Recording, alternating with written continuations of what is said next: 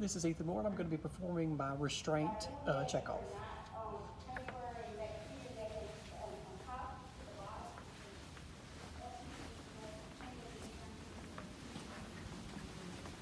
First, you would start by knocking on the patient's door. You would ensure the patient's privacy. You would introduce yourself and what you're about to do. So my name is Ethan, and I'll be your RN today. Then you would discuss the procedure with the patient, tell them that you're going to place a restraint and be sure that they're comfortable with that. Then you would check the doctor's order, be sure that the doctor ordered the restraint to be put on.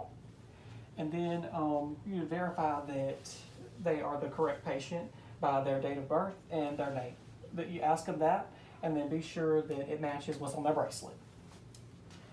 Before you begin applying the restraint, you would lower the bed rail. You would check their wrist for any lesions or any skin breakdown. You'd test their range of motion and their circulation in their hand. Then you begin applying the restraint.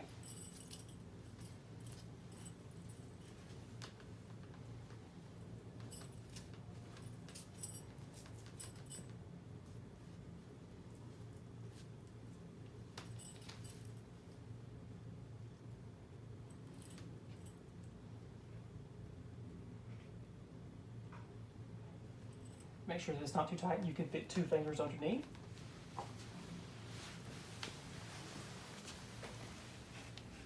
Secure the strap to a non-movable part of the bed.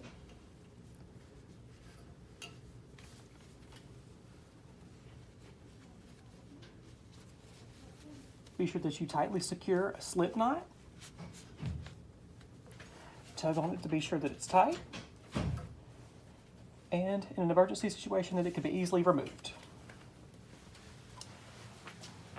When you're done applying the restraint, you lock the bed rail back into position. Ask the patient if they're still comfortable, if it's too tight, if they need to loosen it. And then you would chart the time you did it, what type of restraint it was, and be sure there was a doctor's order.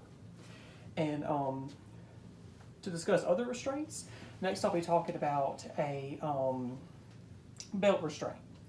So the belt restraint, you have to have the patient in a sitting position.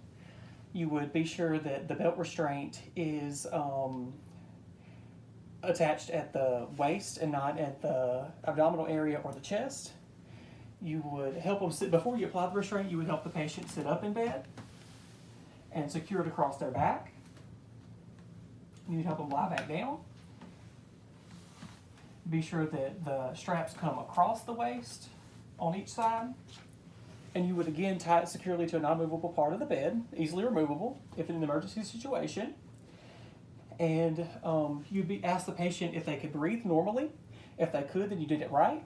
And ask them if they're still comfortable with it. And then a mummy restraint is used for children or infants or small children, and that's how we restrain them. And we would use either a small blanket or a sheet to restrain them, and be sure that they are wrapped tightly. And the only other restraint that I can discuss is the mitten restraint, and you use that on patients. So you put their hand in the restraint and be sure to secure the Velcro strap around the wrist and not the forearm, because it could cause discomfort.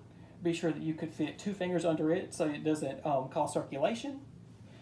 And with every restraint, you check, like on the belt restraint, you would check the back for lesions or skin breakdown or anything like that. You always assess the area before applying the restraint. And you always make sure the patient is comfortable, that they have good circulation. And any patient you apply a restraint to, you always chart it, the time, the type of restraint, verify a doctor's order, and you always make sure to round on patients at least every 2 hours that are restrained.